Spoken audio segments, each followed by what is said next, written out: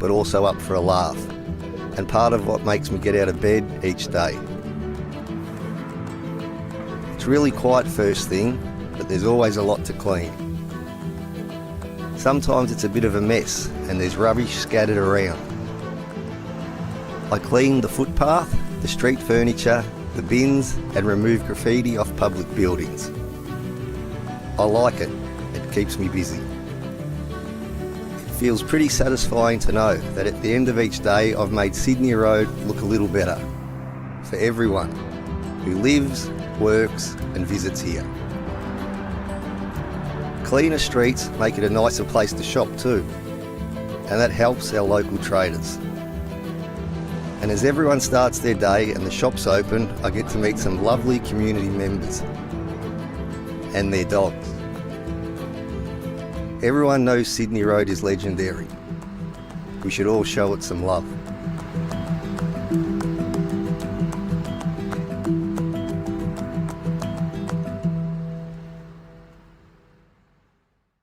Libraries are the heart of our community. They connect us, inspire us, and support lifelong learning. Whether it's borrowing books, thank you, learning how to use computers, getting creative in our makerspaces, or simply having a welcoming space to belong, the library is the place to be. We're always evolving our spaces, collections and services to meet the diverse needs of our wonderful community. I love my library. It's a safe place to be, it's inclusive. I always find something new that interests me.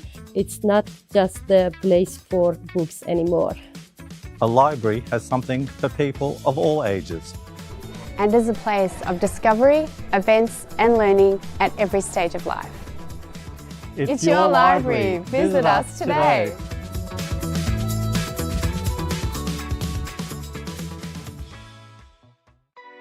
Did you know that Merri-bek is home to a diverse community where more than 95 languages are spoken? That's why we offer information on council services in your language. If you've received a rates notice that you don't understand, would like to request a new bin, or have another question for council, we can help. We have free in-person and phone interpreters who can help you communicate with staff at council in your language. To request an interpreter, simply call 92401111 and ask one of our customer service staff to organize one for you. You can also request an interpreter at one of our customer service centers, libraries, or maternal and child health centers. At Merri-bek, we're proud of our diverse community and we want to make sure everyone can access our services. For more information about our language services, please visit our website.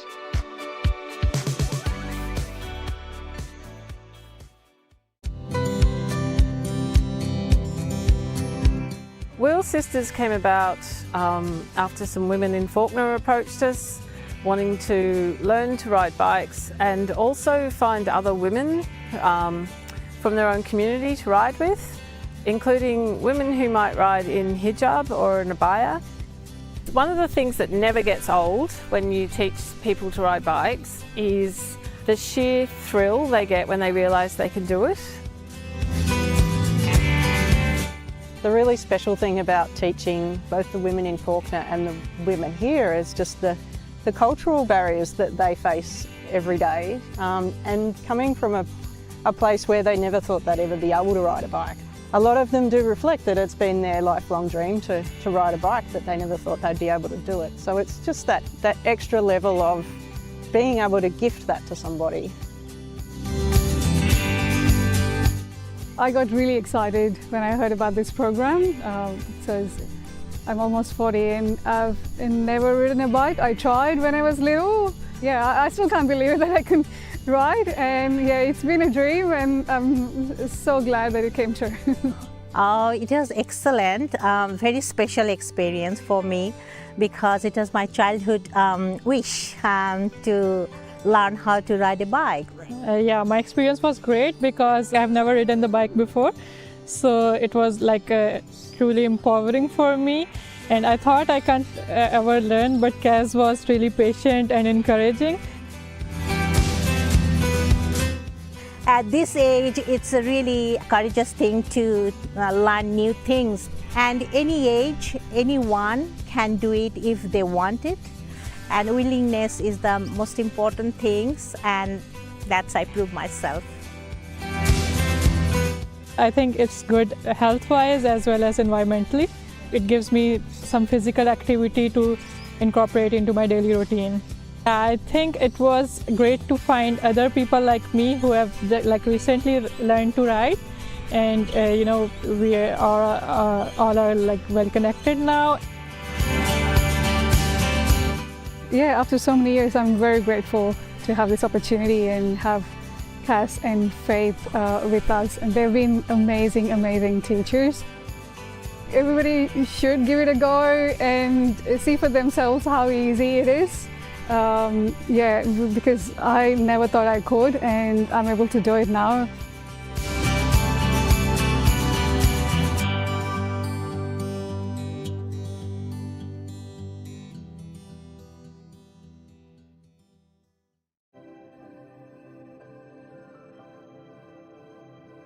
Merri-bek as an organisation has a culture of pushing for better outcomes for the environment and really strong on sustainability.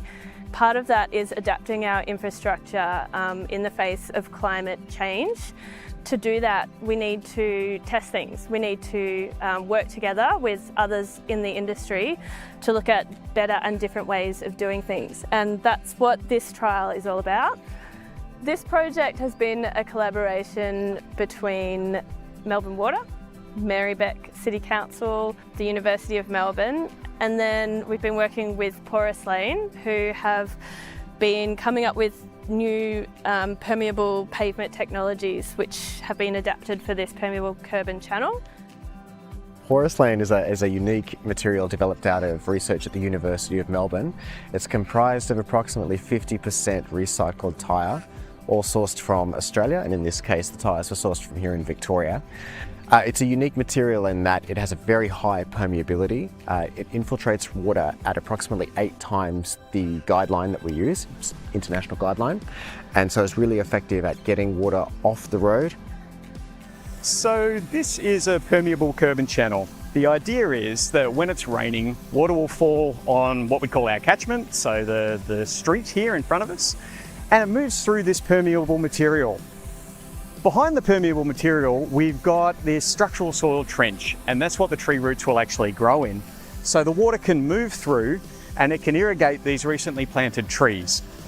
This is great for trying to get the trees to grow more so they suffer less drought stress, but also great in terms of reducing the amount of stormwater runoff that's eventually making its way down to the drainage pit and then into the nearest urban waterway, which can cause issues there. So you can see that the water doesn't move in immediately. It takes a little bit of time before it finally infiltrates through the curb, but we've dumped a lot of water on it in a hurry, and by the time we get to this small pile of leaves here, the water is infiltrating and starting to move in, and therefore not going down the network. A normal curb and channel will just convey runoff from streets, car parks, etc. really efficiently down into drainage networks. And the problem with that is it'll pick up pollutants on Councillors, members of the gallery, and to our viewers live streaming tonight's meeting. My name is Councillor Nada Bood and I'm the Mayor of Merri-bek City Council and the chairperson for tonight's council meeting for planning and related matters. It's my pleasure to welcome you to tonight's meeting.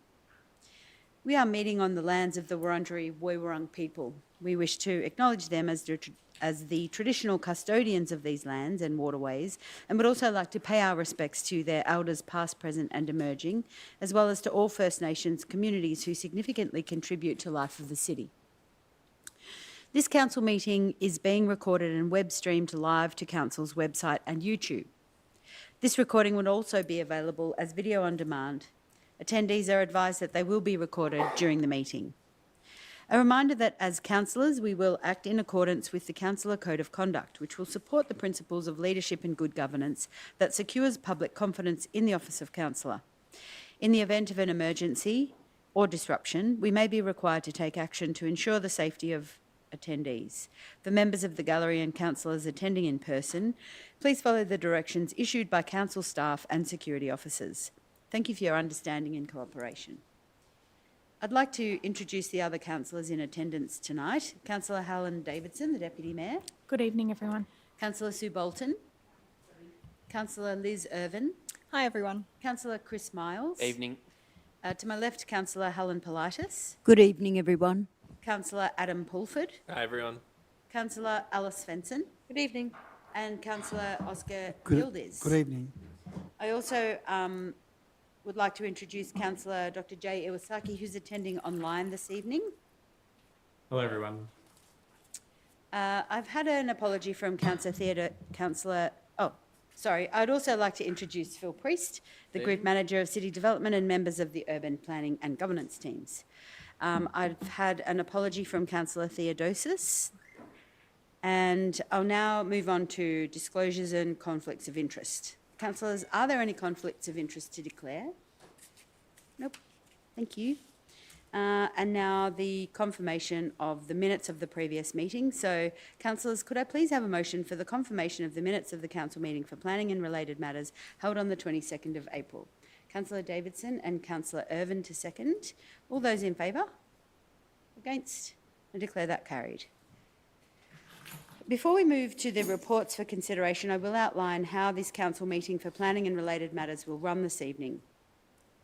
For the item in relation to a planning permit application, the relevant planner will introduce the report and officers' recommendations. I will then give objectors and supporters the opportunity to make their submission, and after this time, the applicant will be given the opportunity to speak. If you are making a submission, please clearly state your name for the record. You are requested to present viewpoints clearly and concisely on why you oppose or support the planning application. Please do not repeat what earlier speakers have said and keep the discussion focused on relevant issues and points not previously raised. If you are opposed to the planning application, would you please inform the meeting why you are opposed and suggest an alternative approach which would satisfy your concerns. Please use this opportunity to focus on your concerns rather than matters of detail in the officer's report.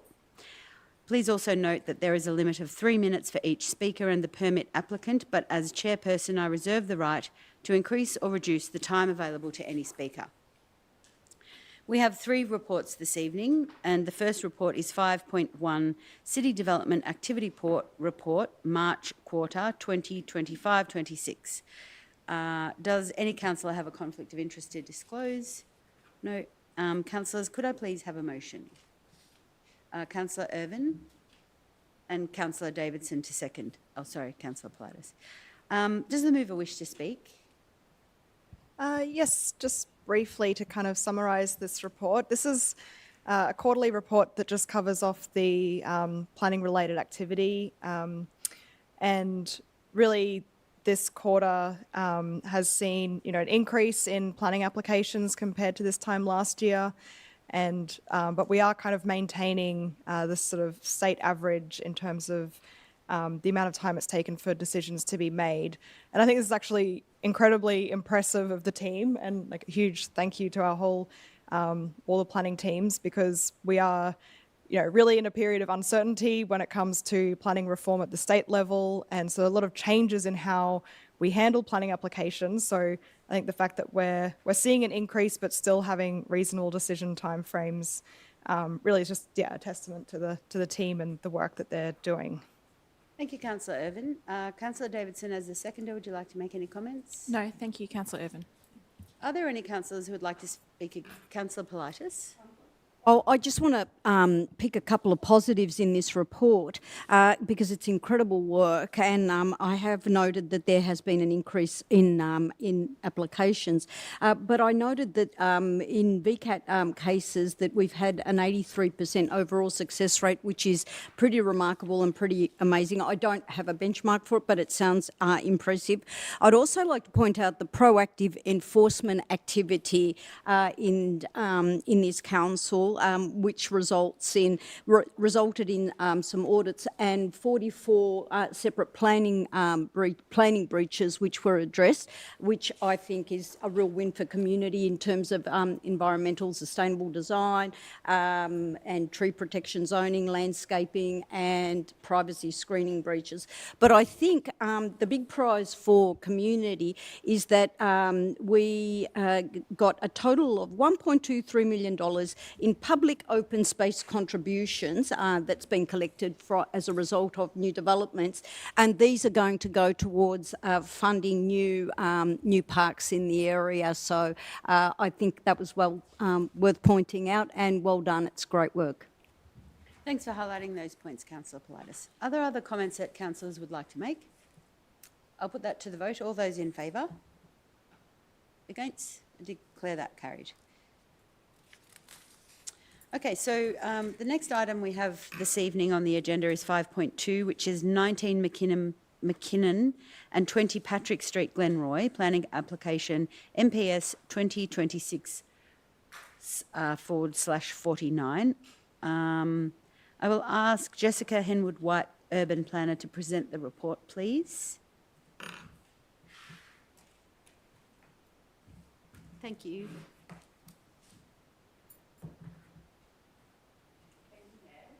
And good.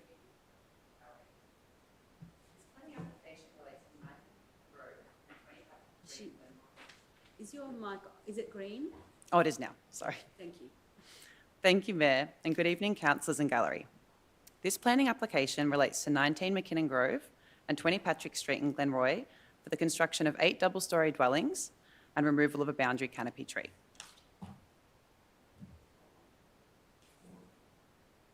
The site comprises 2 allotments with an area of just over 1,863 square metres.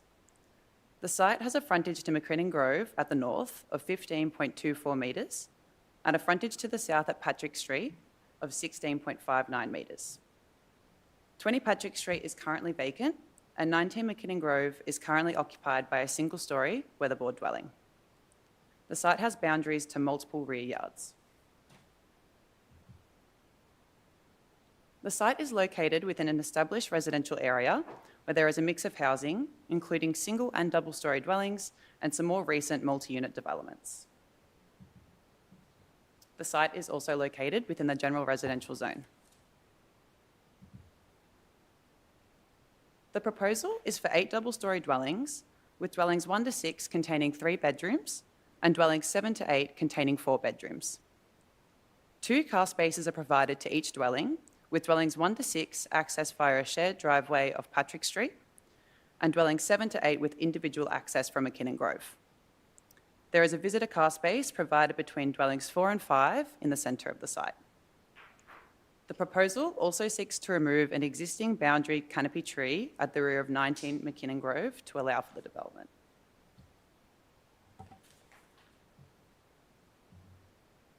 The application was advertised to the public in the forms of signs on both Patrick Street and McKinnon Grove and direct mail to neighbouring properties. 18 objections were received from 16 properties. A range of concerns were raised, including overdevelopment, amenity impacts, including overshadowing, visual bulk and overlooking, and potential car parking and traffic issues. A planning, information and discussion meeting was held on the 28th of April 2026, attended by 2 council planning officers, the applicant, Deputy Mayor Councillor Davidson, and 3 objectors. Voluntary changes were agreed to at the meeting, which included additional information on shadowing impacts, which were circulated after the meeting, as well as some other voluntary changes made that were not required by the planning scheme, which included changes to materials, changes to the proposed tree species within some rear yards, and additional screening to bedroom windows. The key considerations for the proposal relate to overshadowing and overlooking. Both are standards in Clause 55 which have not been met and where objectors have a right to lodge a VCAT review. Recommendations of the permit require the application to fully comply with these standards.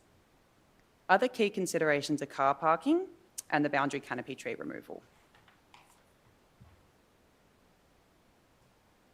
It is recommended that a notice of decision to grant a planning permit be issued, subject to key conditions requiring changes to built form to comply with overshadowing, compliance with the overlooking standard, replacement of the visitor car space with a shared bin enclosure, and the voluntary changes offered by the applicant, including material and tree species changes, as well as additional screening to bedroom windows. Thank you. Thank you. I have one objector who has indicated that they'd like to speak, and I do believe that Susan Moriarty is attending online to state her objection.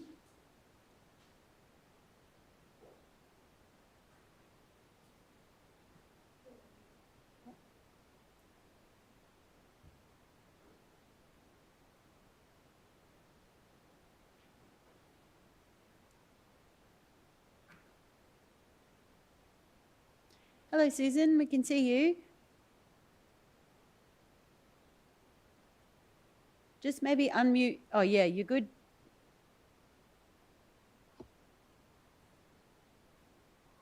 Just, can you hear us at this end? Oh, there we go. I think we've got you now. Yes, I can. Okay. Whenever you're ready, Susan, thank you. Okay, thank you. I'm a lifetime member of Merri-bek, and I've lived and maintained my home directly adjacent to the development for nearly 40 years.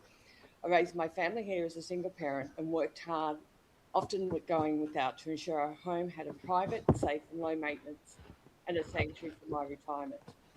Because my home shared a direct boundary with this site, the risk to my property and my family and the structural integrity of my pool was my main concern.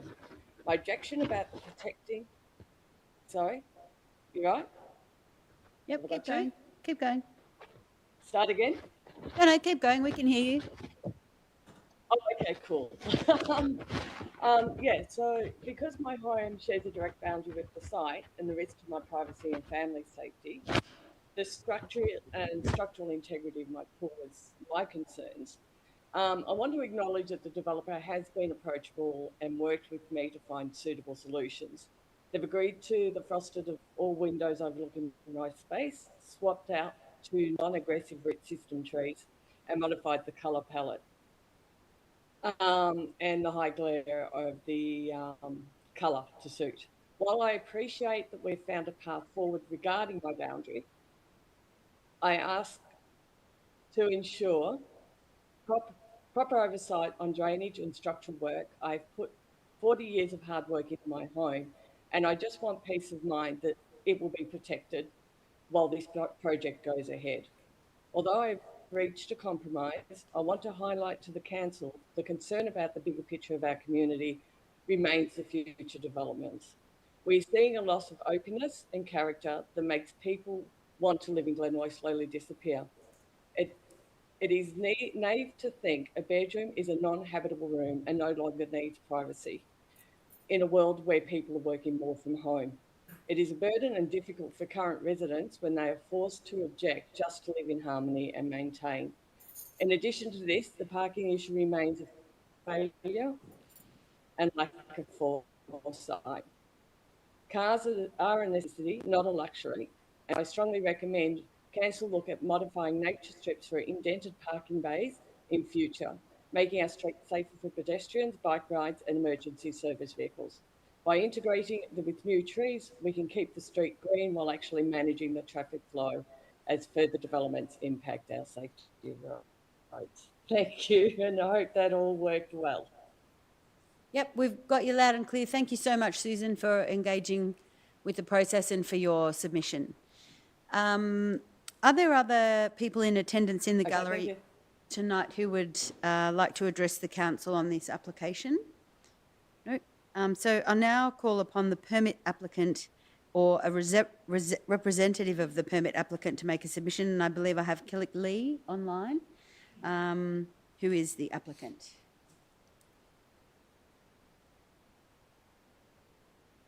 We'll just wait to get Killick on the screen.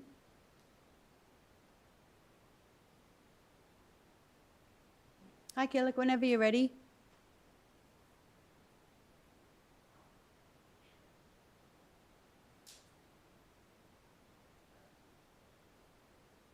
Hi guys, how are you? Well, thank you. Yes, I am the applicant, so we have been working significantly with the council and objectors to ensure that all the proposed development does achieve 100 compliance, mostly to do with the overshadowings. That includes a significant change to units 6, 7, and 8. That's to ensure that the adjoining dwelling at number 21 does not have any overshadows to the proposed developments at all. Unit 1 and 6 has made some minor changes to the first floor to ensure that, again, no overshadowing or increased encroachments to their adjoining private open space. Yes, I do agree with we have agreed to make changes to overlooking as well as the colour palette of the proposed development. I have no comments in relation to Susan's concern regarding traffic. But yeah, so I believe that the amended plans have significantly been amended to achieve the 100% compliance that the council is seeking. Thank you, Kelly. Are there any questions from councillors? Councillor Davidson? This is just a question for the officer to help Susan, who had concerns about whether if during the process of construction, if there were issues that occurred, what would be her avenue to address those? I'm happy to thank take you. the question Yeah, thank if you. you like, Yes. through the Thanks, mayor. Phil. So during the construction phase, issues that arise can be raised directly with the builder, and the builder and the building surveyor are required to put a notice on the front of the site for contact details at that time. Yeah. If that doesn't occur, then calls can be made to council and we can follow up those matters. Because this is an application that's being reported to the planning and related matters council meeting, Yes. it's also likely to be part of our proactive planning enforcement program, which Councillor Polides referred to. So in terms of the conditions that are on the planning permit, not so much how things are constructed, but things like the privacy requirements, the landscaping requirements, Yes. the change in materials and all the things that have been agreed, Yeah. they would be matters that would be checked, as well as a range of other matters required in the planning permit as part of that proactive auditing before the development's completed. Great. and then sold. Thank So you. we'll have our proactive enforcement officers visit the site. Great. Thanks for explaining that. Thanks so much. So councillors, could I please have a motion? Councillor Davidson and a seconder, Councillor Miles. Councillor Davidson, would you like to speak as the mover? Yes, I would. Thank you. And I would like to move the council report as read on page 23 with the conditions that council has implemented. Firstly, though, I'd really like to thank the objectors who took the time to write into council and advise council of their concerns. And thank you for those who also attended the PID and for the time that they took to voice the concerns of their neighbouring community and speak directly to the applicant. And at the same token, I'd really like to thank the applicant for the manner in which they have addressed the concerns raised by residents and also the implementing the requirements as proposed by council. I think this really demonstrates the cooperative nature that applicants for developments can have, working with residents and with council to bring about an outcome that is going to be suitable for the area. And, you know, just to name a few things, I think when addressing overshadowing, the applicant has ensured that the neighbours will now have conditions that require full compliance with the standards of council. Overlooking, screening is now in place to prevent overlooking, and also an additional higher fence and screening of the bedroom windows for units 6 and 7, which will benefit the pool in the neighbouring property. Additionally, there's a higher car parking has been provided. So it's double the amount of car spaces that are required. And this is something that we hear continually from residents in the north, that they're concerned about on-street car parking. But here we've got an application that has 16 on-site car parks, and they're all in garages as well. Also, in terms of canopy tree coverage, which is something that this council has been really focused on for many, many years, I note that there's going to be 18 new trees, which will have 20% coverage, tree canopy coverage. So I think given all the voluntary changes, the concerns raised by the residents and the council officers who have worked very constructively with residents and the applicant, it's an application that I'm very happy to support. Thank you, Councillor Davidson. Councillor Miles, would you like to speak? No, I think Councillor Davidson covered everything I was going to say. Thank you. Are there councillors that would like to speak against the application? Or any other councillors in support? So I'll put that to the vote. All those in favour? Against? I declare that carried unanimously. So I'll now ask the officer to outline the next steps. Thank you, Jessica.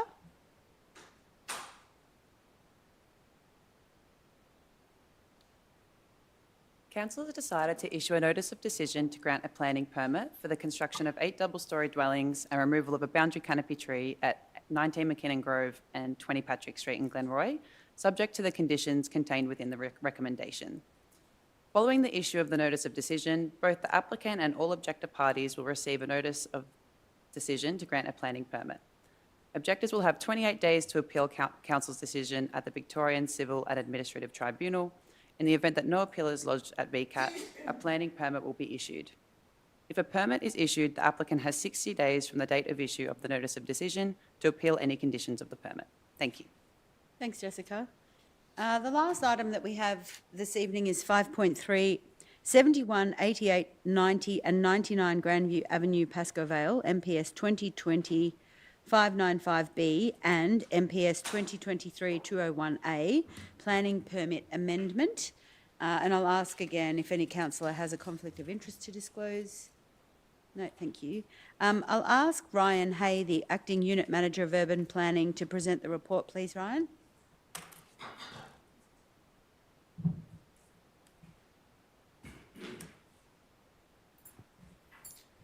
Thank you, Mayor. Good evening, councillors and gallery. As was said, this is an application at 71, 88, 90 and 99 Grandview Avenue, Pascoe Vale South. It seeks to amend 2 planning permits for the site, one being to include the use of the land for leisure and recreation, being an indoor recreation facility, in addition to the existing secondary school, and including a deletion of a condition to allow community sporting groups to use the sports facilities outside of school hours. The other amendment to another permit is to modify a condition to extend the operating hours of the car park to align with the operation of the indoor recreation facility. And this application is at decision stage. Looking to the site, so it is occupied by the Antonine College and it consists of 4 properties. The car park is located to the north of the property where the 3 smaller parcels are identified, outlined in red.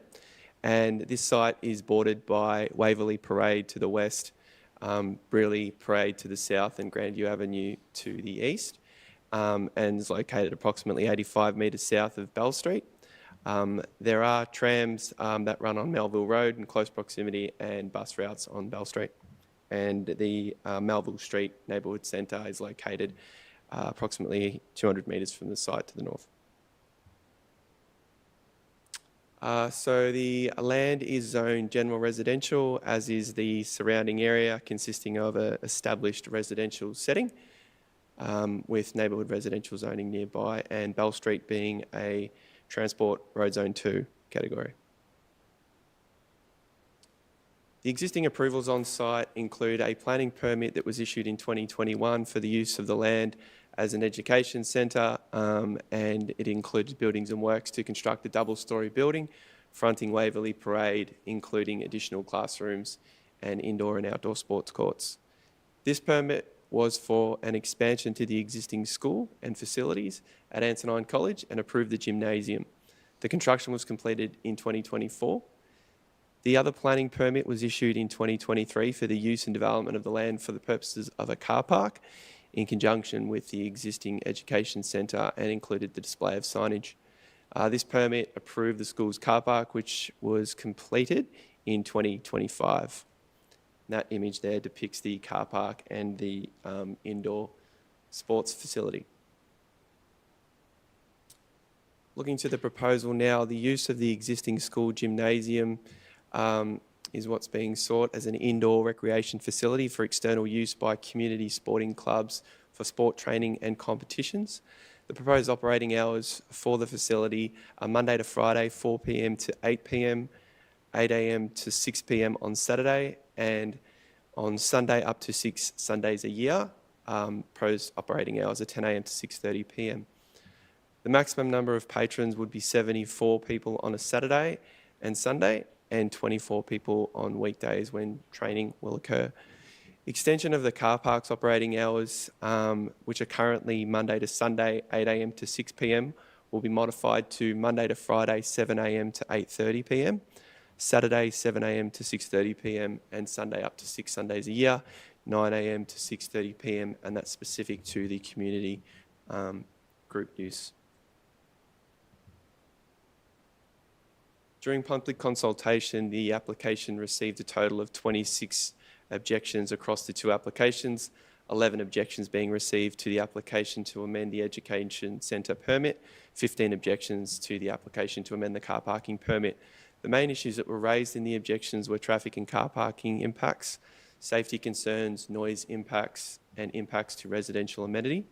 And a planning information and discussion meeting was held on the 14th of April that was attended by some objectors and council officers and the applicant. The key considerations for this application, so officers have looked to council policy and the purpose of the zone to inform a position on the proposal, with a particular focus on council's discretionary uses in residential zones policy.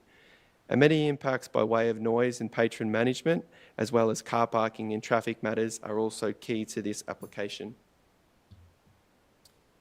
The officer recommendation is to issue a notice of decision to grant an amended planning permit for each planning permit, subject to key conditions requiring acoustic report recommendations implemented and maintained, a venue and patron management plan to be provided, a later start time that was agreed to by the applicant, and on Saturdays that is 9 a.m, all 50 car spaces to be made available exclusively for the facility use during operating hours. So removal of those buses that are currently parked there that we saw in the image earlier. And the Sunday use capped at 6 days per calendar year with records maintained. And a separate action has been raised for this application for Council's Transport Unit to investigate the objective concerns regarding existing traffic issues and the desire for traffic calming measures in Waverley Parade and Grandview Avenue. Thank you. Thank you, Ryan. We have 4 objectors who've indicated that they'd like to speak. The first is Gabriella Baldassari, who's online.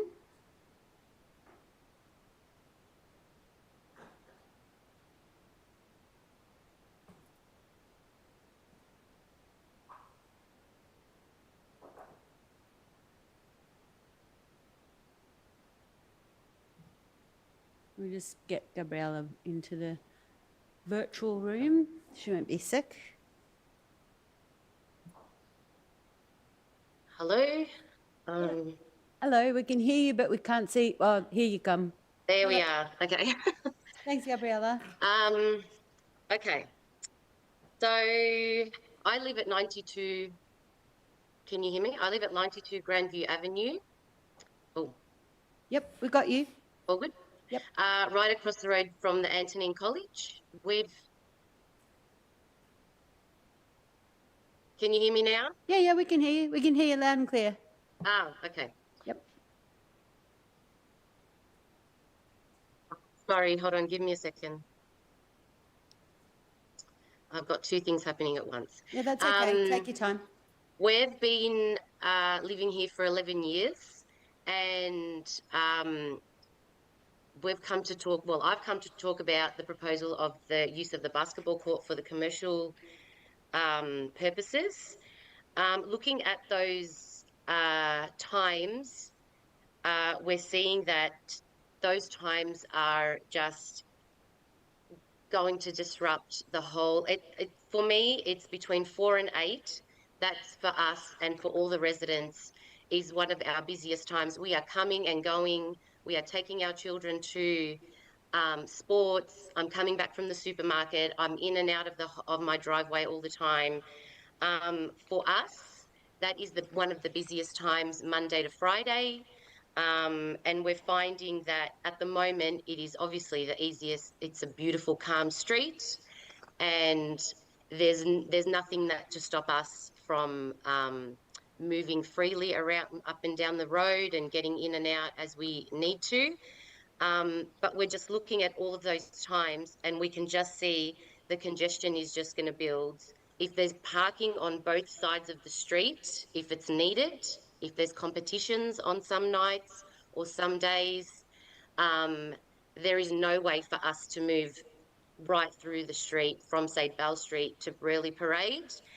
An example of this is one night about 3 years ago, the Antonine College hosted I'm assuming it was a debating night or some event, and I had been coming back from the supermarket, drove into my Grandview Avenue through Bell Street, and cars were parked on both sides, and cars were coming from Burleigh Parade up Grandview Avenue, and my house from Bell Street is only five houses from Bell Street. It took me 40 minutes to get from Bell Street into my driveway.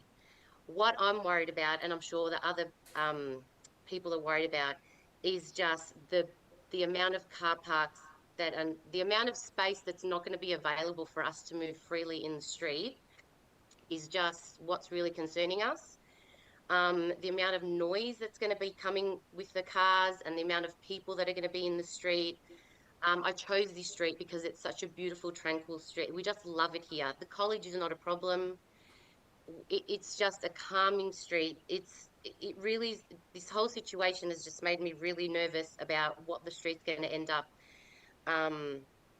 with, having so many people all the time in the street. Like if I've got visitors coming to my house, I don't know, where are they going to park? Are they going to park in Coburg? Are they going to park in Turner Street?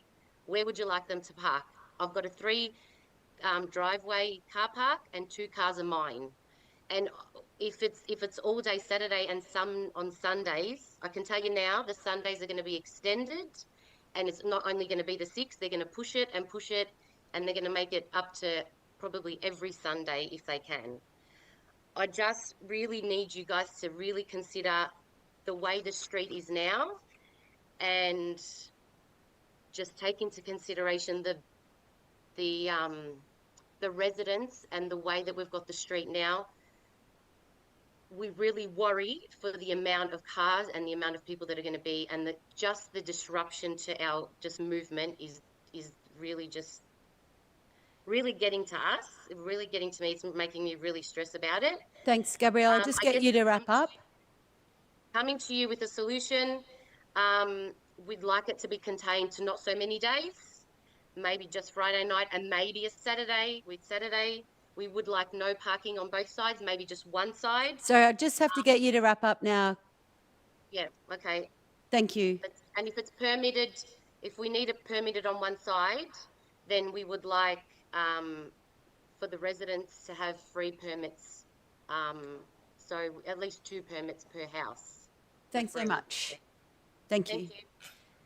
I now have Joseph Seychelles, who I believe is in person. Come on in through that door over there. Thank you, Joseph.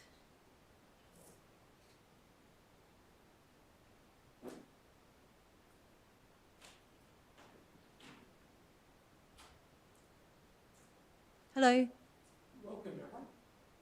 just need that green light on your microphone there and you should be good to go. Green. It was green already, so Great, there we go. perfect. Go for your life.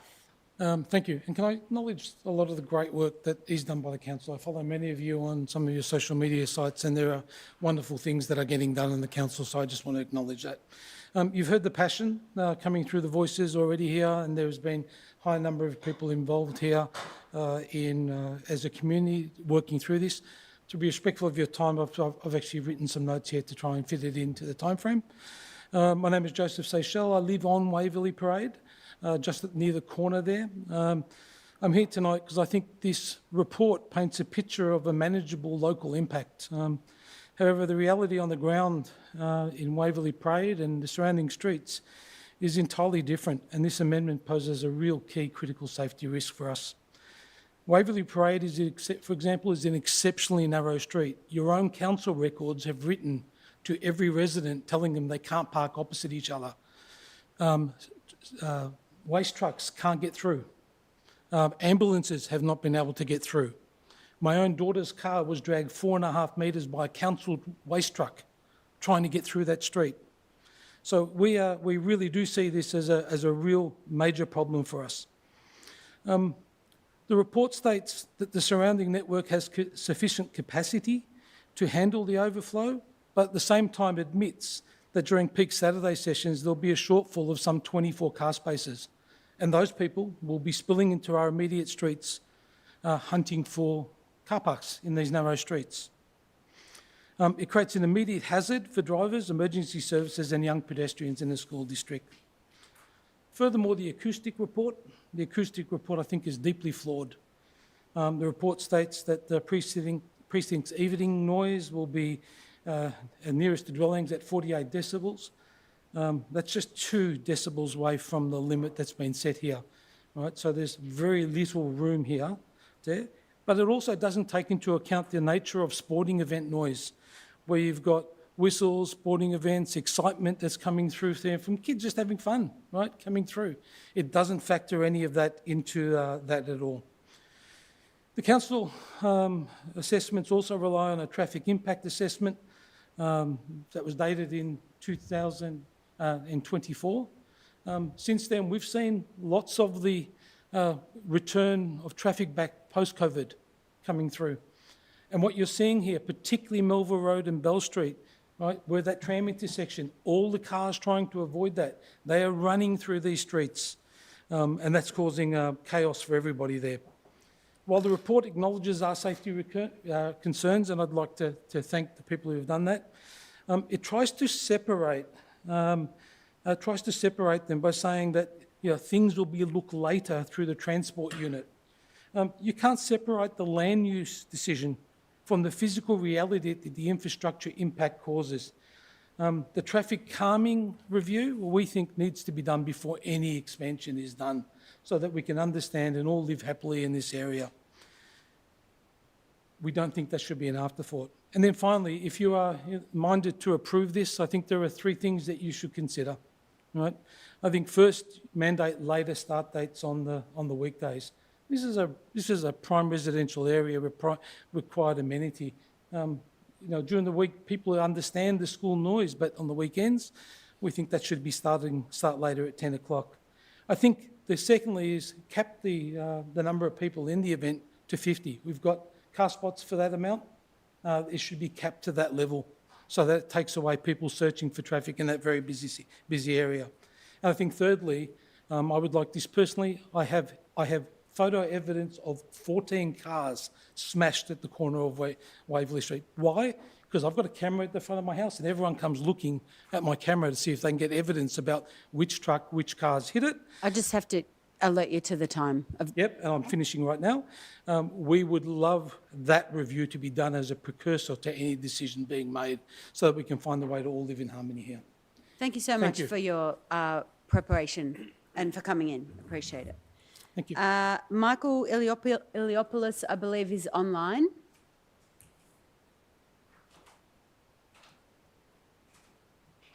Michael, if you could try to stay to the 3 minutes, that would be fabulous. Go for it. Hello. Can you hear me? Yes, very well. Thank you. I was just watching the live stream, and it seems to be about 30 seconds behind reality. Should my hope name's- so. Yes. My name's Michael. I live at 94 Grandview Avenue. Gabriella's my neighbour. She spoke earlier.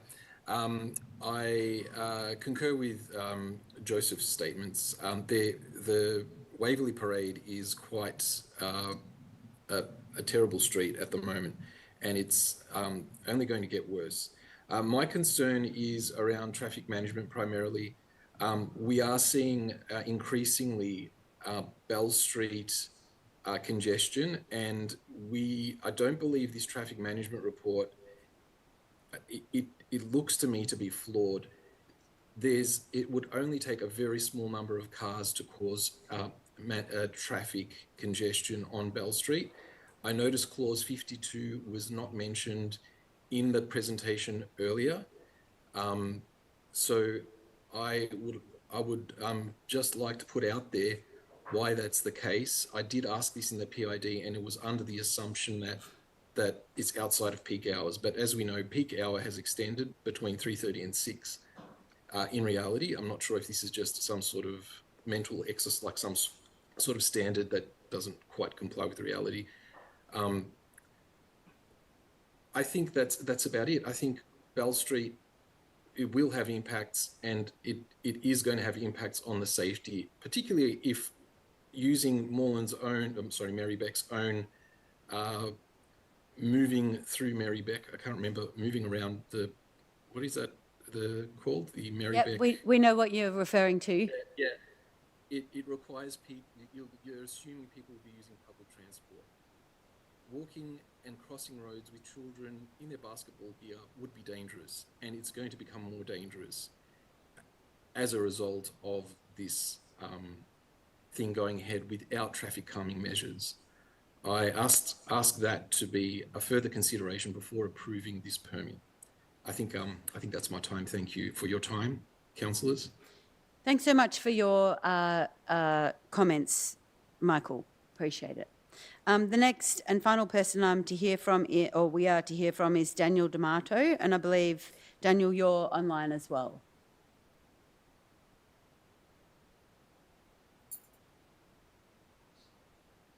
Hi, Daniel.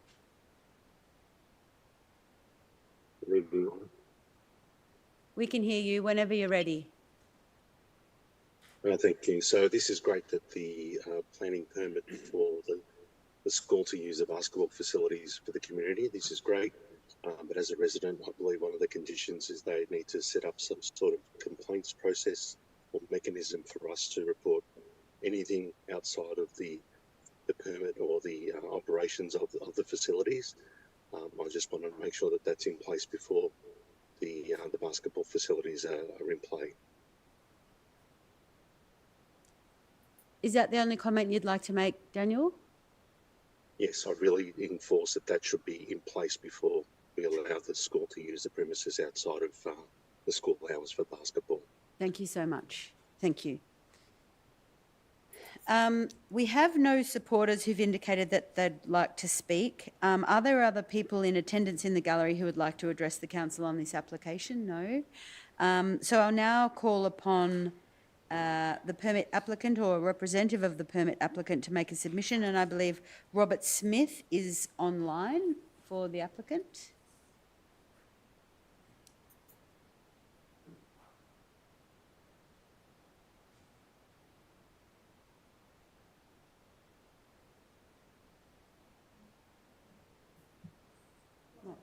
Okay, so we don't have Robert online. So I might ask councillors if I can have a motion, and we'll see. Yes, of course. Yes, Councillor Bolton, please. I did read through the permit, but I don't remember. I probably missed it. But is there a complaints process as a condition in the permit? I was just thinking of that last speaker, because I think that should be something which could be easily added if it's not in there. Sorry. There is a requirement The patron. I know there's a venue. I know there's a venue patron management plan. Is it incorporated as part It of would that? normally be part of the venue patron management plan and the details that would be included within that plan, councillor. So, So it's I not just specifically okay. detailed. Yeah. yeah. And did you want to add anything to that? Specifically, condition 13A. Yeah. D, instructs how communication may be maintained between nearby residents, schools and groups, including how complaints and feedback can be gathered. And just in case people couldn't hear Ryan, because you don't have a microphone over there, do you? Yeah, so 13AC does state that there is a mechanism for people to make complaints.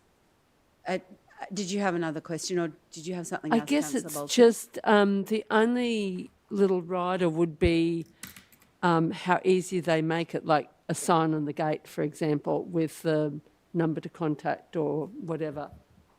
Is there, do you know the extent of the? Oh, sorry. Yeah, Ryan, maybe if you head to the podium, we can. Yeah. Thank you. Just, I mean, sometimes you can have a complaints mechanism where it's a bit unclear how to contact the venue. Do you know if there's any more details, such as a sign on the gate, that, you know, so that people can see if there's a complaints way to make a complaint if they don't know the how to? Yeah, we can certainly work through that detail with the school. They'll be the ones responsible for having input on the venue and patron management plan. There's also direction within the venue and patron management plan about how patrons of the facility will enter and leave the venue in an orderly manner. That's signage. As for signage on the school site for the community to make contact with the facility and the people operating, that might be more specific detail that we'll have to work through. I don't know if it's necessarily signage, but something that we can probably focus in on when we look at reviewing the venue and patron management plan in more detail. Okay.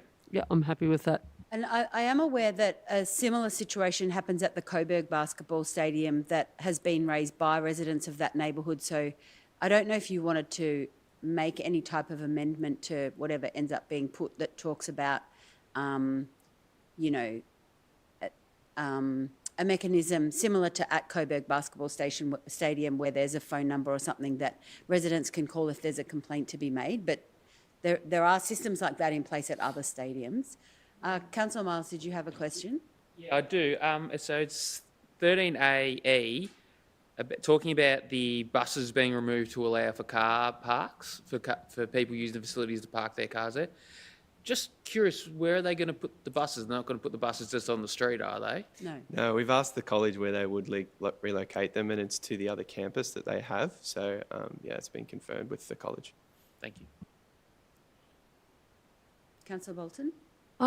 I guess I'm just thinking, do I need to move any changes along the lines of what the Mayor suggested about some public, or should we just leave it to you to negotiate the detail? I guess like that's what the condition asked for. So it says including how complaints and feedback will be handled. Okay. So it kind of needs to detail how that will occur, how the community gets in touch with them. Yeah. So that specifics will be worked out in the plan. Okay. I think that's okay. Yeah, we can have oversight of it. If you can pass on, it needs to be something very public, because not everyone, some people find it difficult to work out, like something like on the school gate or something. Yeah. That's fine. Thanks, Ryan. Feel free to have a seat. And councillors, could I have a motion, please? Councillor Irvin, and a seconder?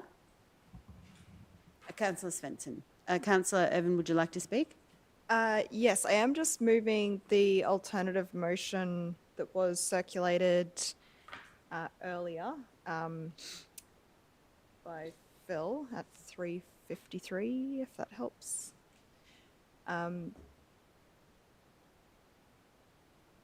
Yes, so this is essentially the same as the officer's recommendation, but it does just add in an additional condition around some more bicycle hoops. Just sort of, I guess, attempting to address some of the transport issues that we've heard, the sort of car parking capacity, and just putting in some more bike parking, because we do know that bike parking is really well used at our recreation and leisure facilities. So it will no doubt be the same here. So apart from that, I guess really just to speak to the rest of the motion. Yeah, I mean, firstly, just to thank the objectors for participating in this process. It really does help make our planning applications and the conditions that we put on them stronger, and really ensures that we have really worked through any issues that that could come up. And really want to sort of sympathise with the issues with transport and parking that are existing. And I know it is sort of frustrating to have these be quite separate processes, but under the planning scheme and our planning system, we really do have to treat them as separately. Otherwise, this could just be taken to VCAT and all undone. But rest assured, our transport team, is now aware of these issues and can look into ways of managing them, including by installing additional traffic calming and other sort of parking management that may be required. I think overall this is a really great outcome for the community. Our city has a major shortage of basketball courts, and as council, we're even in the process right now of trying to figure out how we can meet the huge demand. So one way is really to allow existing basketball courts that are in schools to be used by community organisations. And it's a really great example of being able to share space and resources for the benefit of everyone. So I'm actually quite excited to, have additional courts available for the community to use. And I think this is a really good outcome. So yes, thank you to the objectors for having your say, and to the officers for putting this together. Councillor Svensson? Nothing to add.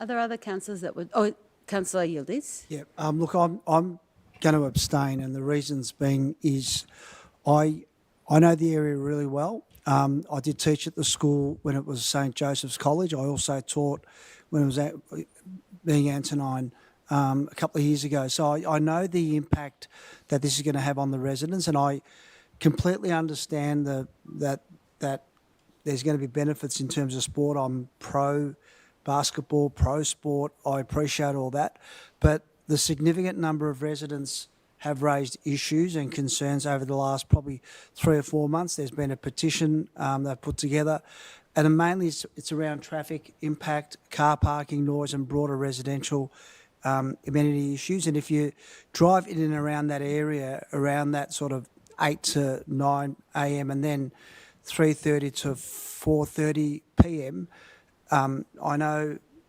this is going to be on the weekends as well, but in particular during the week, it is absolute chaos. The streets are quite narrow.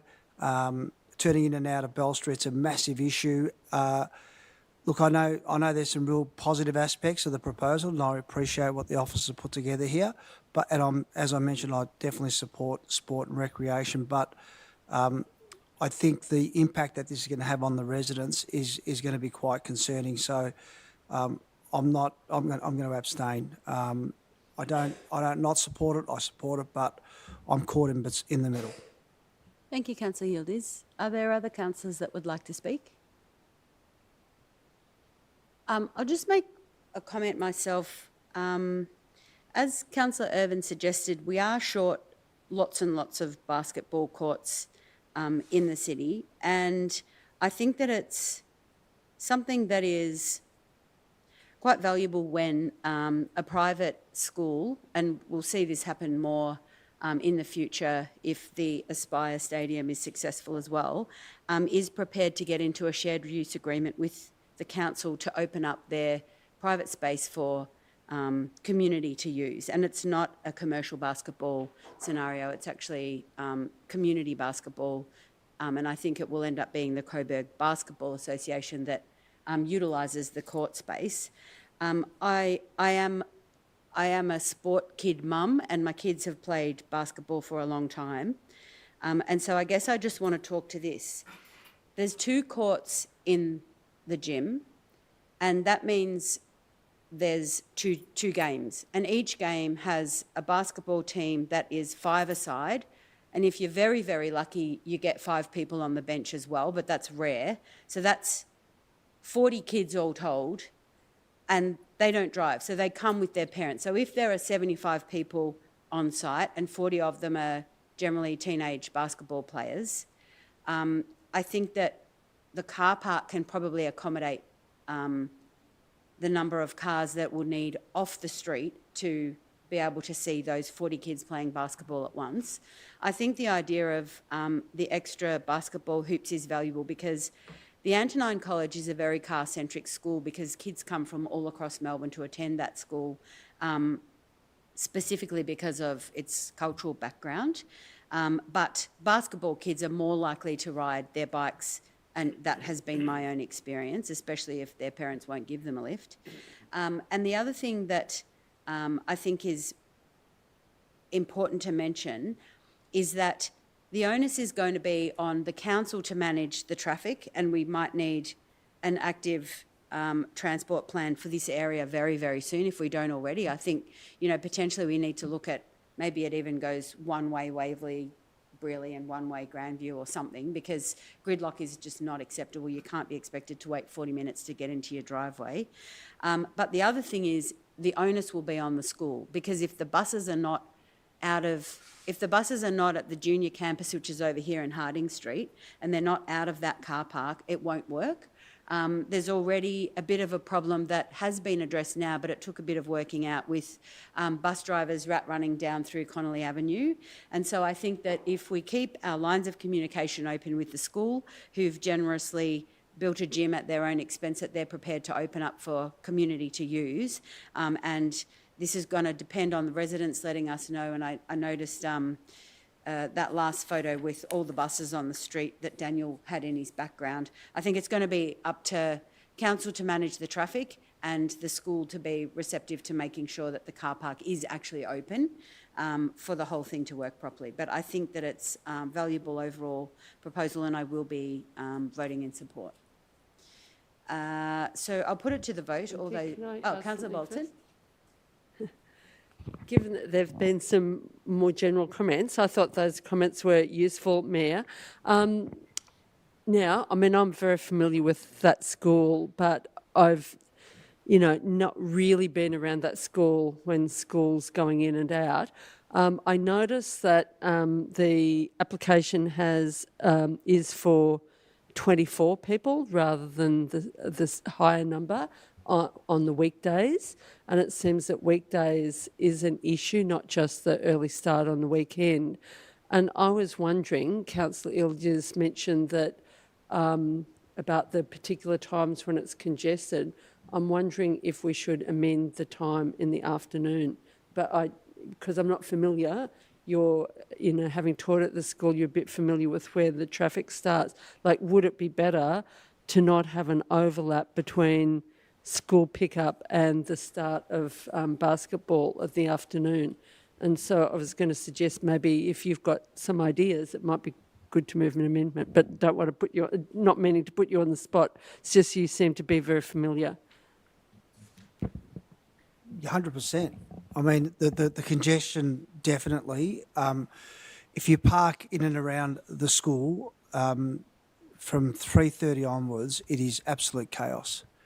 From 3:30 to probably 3, I should say, because parents get there early to pick their kids up. So from 3 to about 4, that entire precinct is absolutely chock-a-block. And what I tend to hear from a lot of residents is that when parents do come to pick the kids up, they don't necessarily park legally, so they're parking in people's driveways. Sorry, I've actually seen, so I agree. I think the time needs to be. Say 4:30. I'm thinking, say pushing it. I don't know if that creates a problem with the games. 4:30. But would 4:30 allow the school pickup traffic? Yeah, to clear? it'll be done by 4:30. But I don't know. Maybe planners have got some ideas as to whether or not that might work or not work with basketball games. Just for the sake of process, are you proposing an amendment, Councillor Bolton? I'm happy to propose it if it's something that looks like it's going to work. Right. So do you have a seconder for your proposed I'm happy amendment? to second, yep. Right. Okay. And so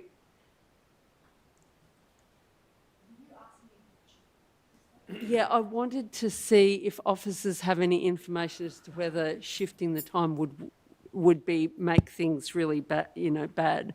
I think it would be nice if we had the applicant online. I don't know if they are still online or attempting to attend, but I think they'd be able to give comment on that. But you'd assume that they've developed the hours around the training times, so and looking to start it at 4 p.m. when school usually finishes around that 3 o'clock time. We thought that would be adequate separation. So, if I can make a comment as well. The buses leave the school at about 3:25. They get to the Cedar campus to pick up the junior kids with the senior kids already on board. So the buses are gone in the evening. And generally what happens with training is some kids will stay at the school and train straight after school. So it's actually potentially counterintuitive to extend the time, because the kids who train straight after school, and this happens at Coburg High as well, just hang around and go straight to training. Kids from the Antonine School do play. They generally play for a team called Newlands, who is part of the Coburg Basketball Association. So I think it's counterproductive. I might withdraw my amendment because there's not enough time to consult, I think. Yeah. I think I'd need a bit more information to be confident of it. Sure, thanks. Okay, so I'm just going to put this to the vote. All those in favour? Against? And Councillor Yildiz is abstaining. I declare that carried. And I'll now move to you again, Ryan, to please outline the next steps. Thank you. thank you, Mayor. The Council has decided to issue a notice of decision to grant an amended planning permit for the applications, subject to the conditions contained within the alternate recommendation. Following the issue of the notice of decision, both the applicant and all objective parties will receive a copy of the notice of decision. Objectors will have 28 days to appeal Council's decision at the Victorian Civil and Administrative Tribunal. In the event that no appeal is lodged at VCAT, a planning permit will be issued. If a permit is issued, the applicant has 60 days from the date of issue of the notice of decision to appeal any conditions on the permit. Thank you, Ryan. So, councillors, we've come to the end of the meeting, and I'd like to thank those watching on the live streaming for your interest in council matters, and I wish you all a good night. And I now declare the council meeting closed to the public at 7:34. Thanks, everybody.